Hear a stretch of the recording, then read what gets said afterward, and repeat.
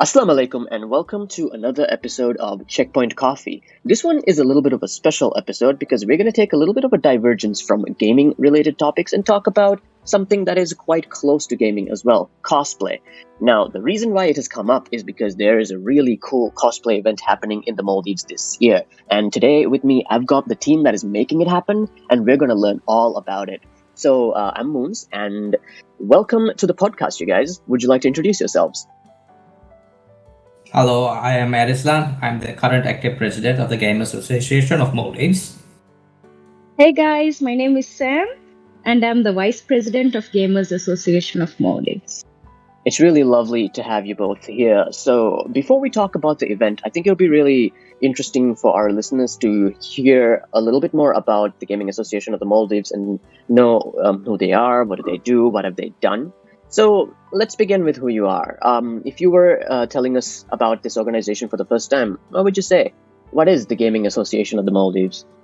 Yeah, Game Association of Maldives was actually registered 2016, but before that we were actually working very closely with the gaming community in the previous early 2000s and also along with late 2000s. We usually coordinate with gaming associations which are really doing e-sporting before. And also we help out currently in other activities as well. Like our main purpose was actually to build a community around gaming and cosplay. So that was the main objective. In the previous years, we also working under another umbrella where most people are familiar with us, which was actually founded by my younger brother. And, so it's a family kind of organization. That's lovely. Yeah. Everyone's involved. Everyone's a gamer. I like to see it. Yeah. So along with my young brother, a lot of young people actually started joining and came up with the idea to host a cosplay convention in Maldives. And when it was started off around 2012, our first event was hosted in 2014. People are known for this event as ShinzuCon, which we actually I'm quite familiar with that one as well. So that was you guys, huh? Yeah. So I must say that was a really lovely event with a lot of good memories. Please continue.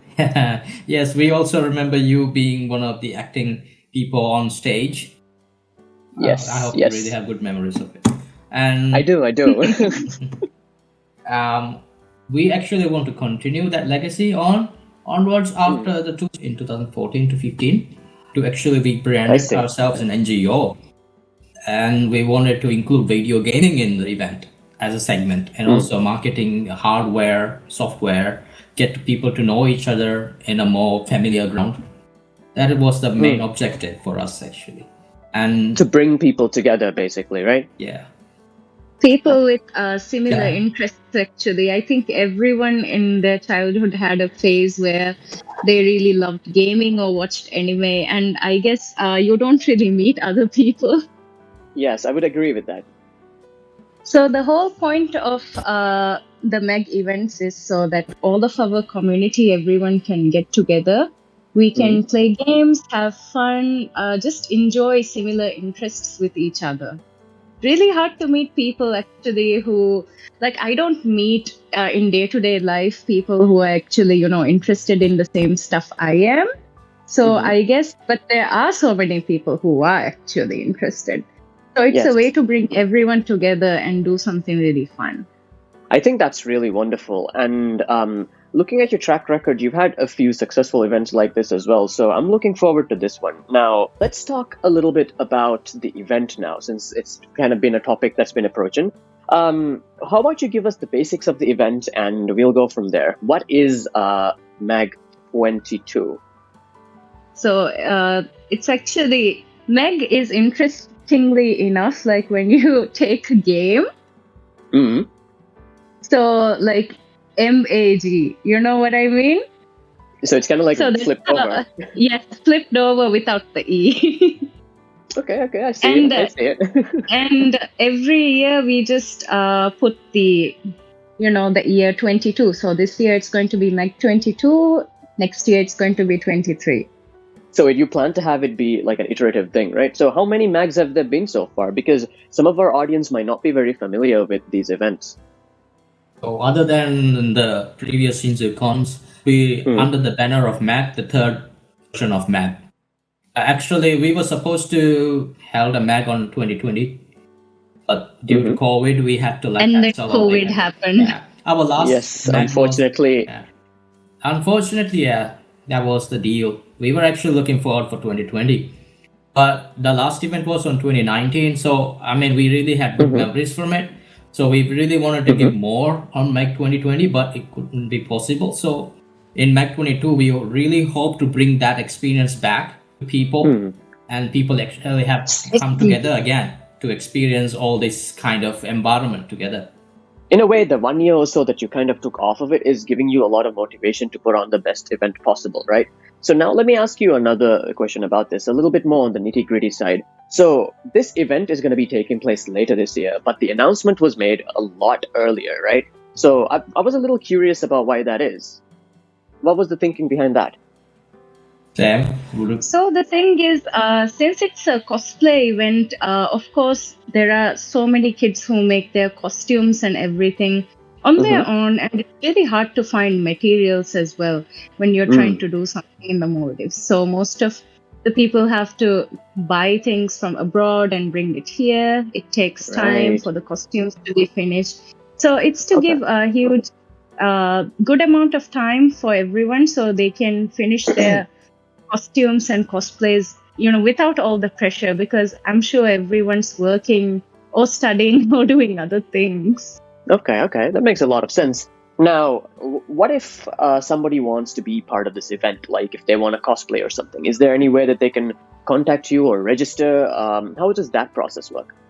So we actually have a link now on our social media feeds, which is on the Mm-hmm. metaverse, one on Mm-hmm. Facebook, one on Instagram.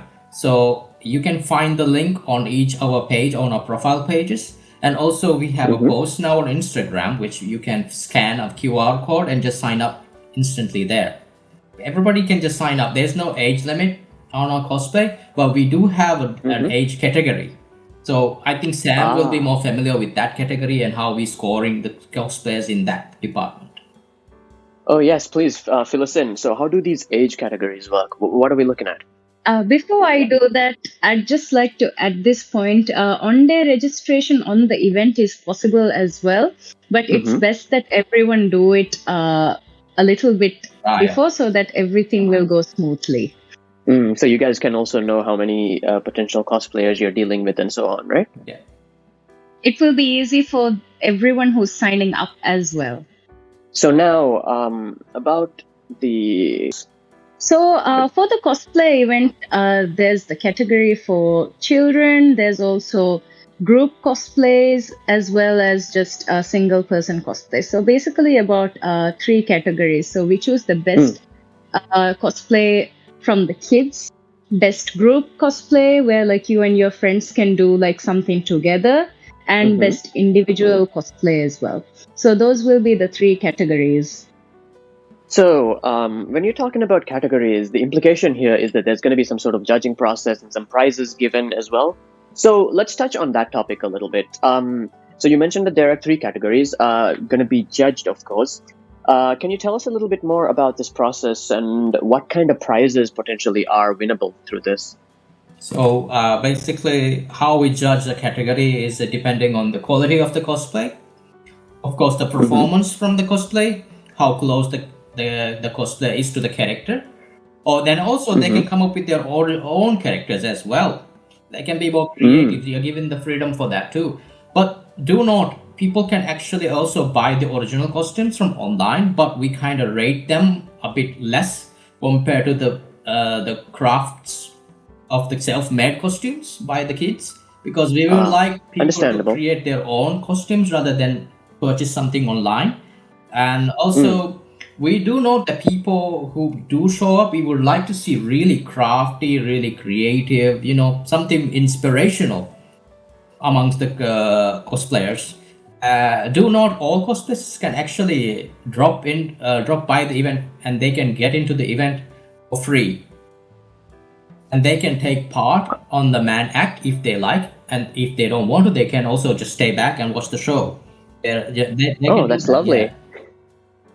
So, about the topic of cosplays, a question that comes into my mind is So what kind of cosplays are okay? In the sense that like I'll be looking at only anime cosplays? Is it video games only? Like what movies? What kind of limitations do you have in terms of that sort of thing?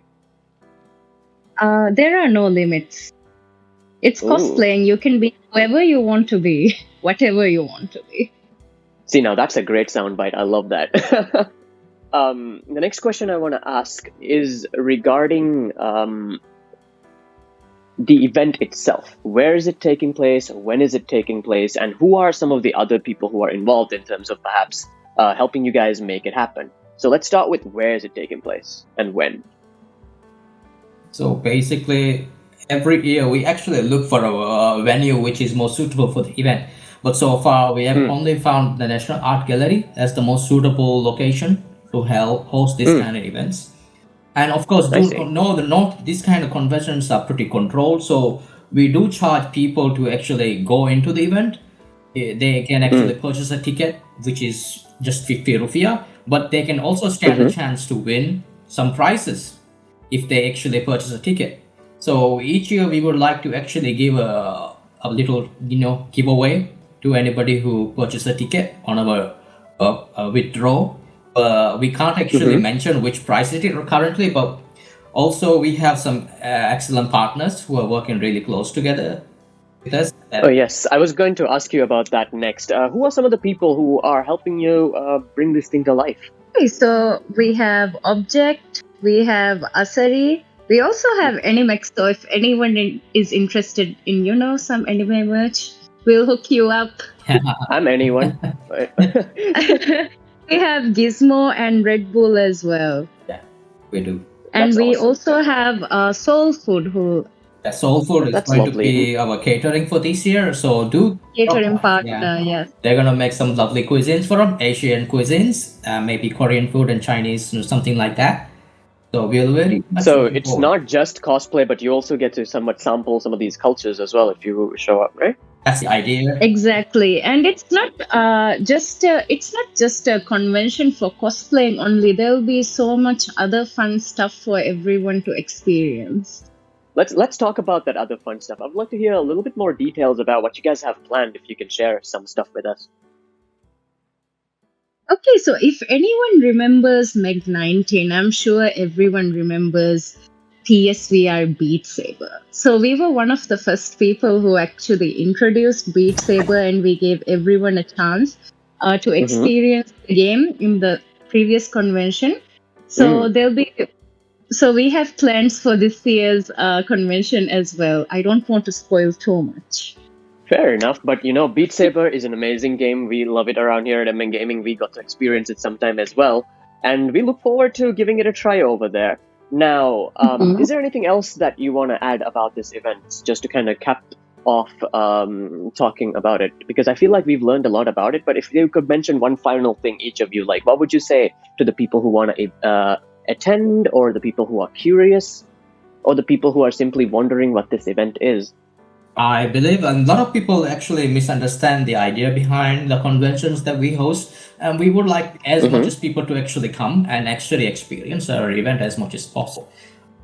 All the challenges in the event is actually free to play. Anyone can join the challenges, and they can stand a chance to win some wonderful prizes as well.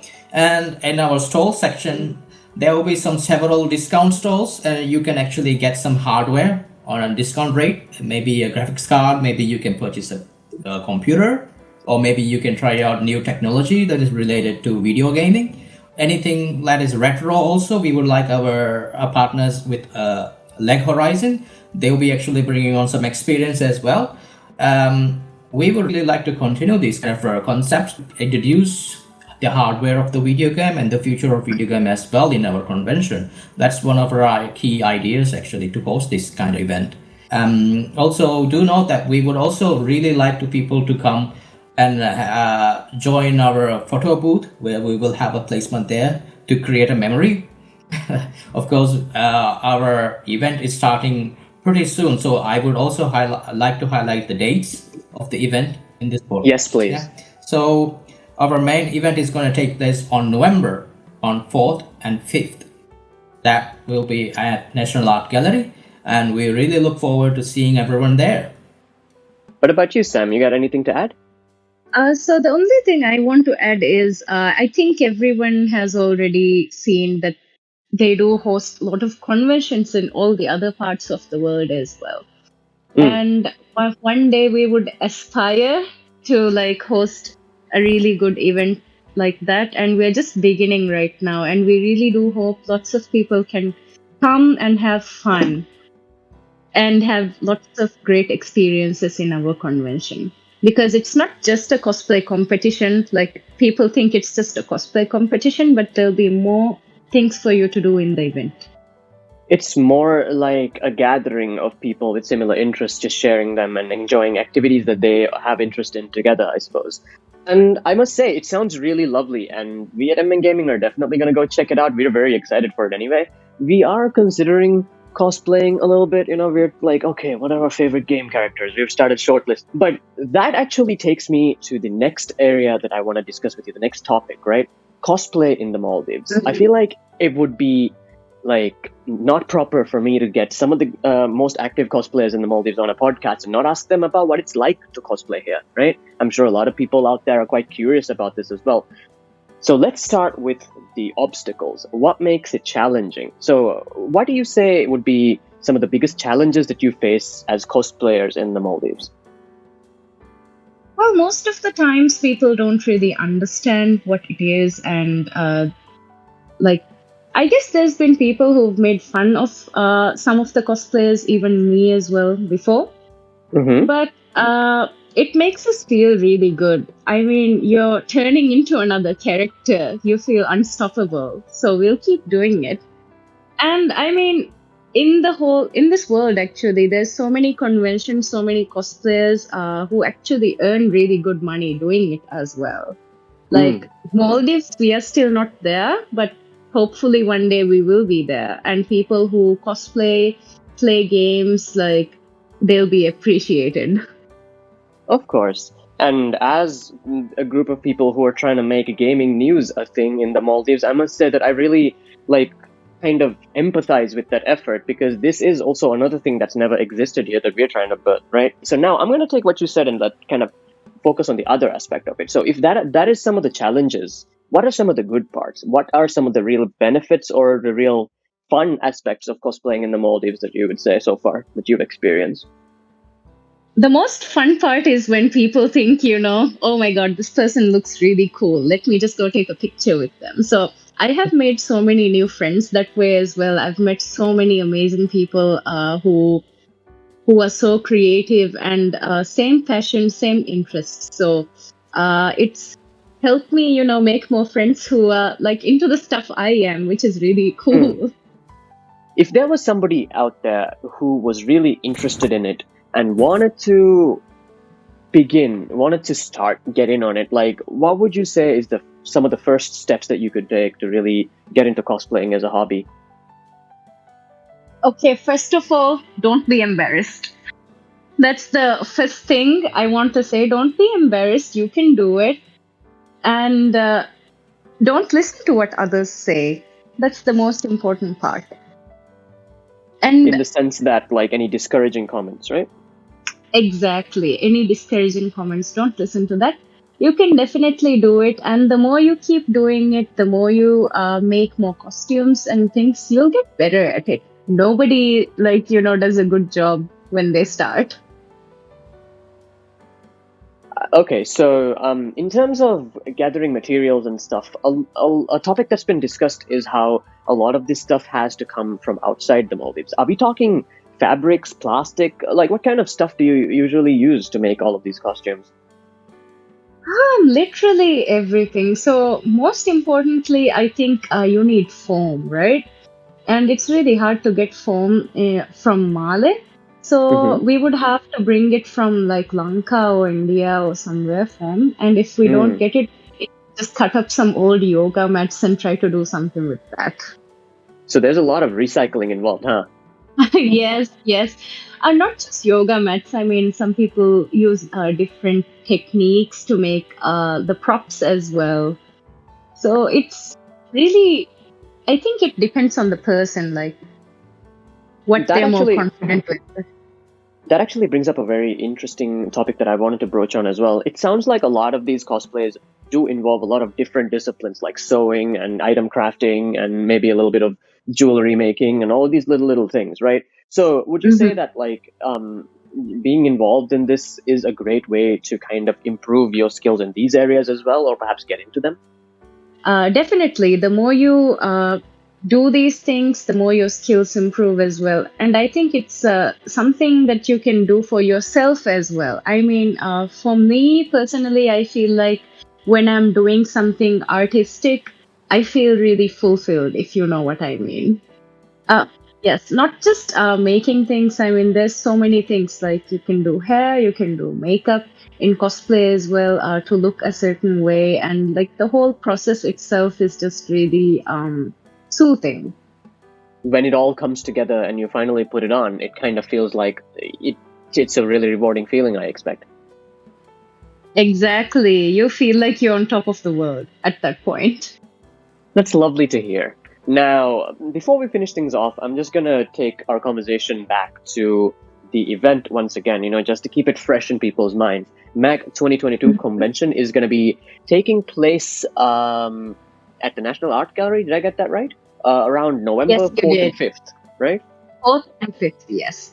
So Nice. fourth will be the competition and like all the fun will be happening on the 4th, and 5th it will be the award ceremony. So we have Ooh. like really fun prizes for everyone as well. So we have about $700 of prize pool for this year.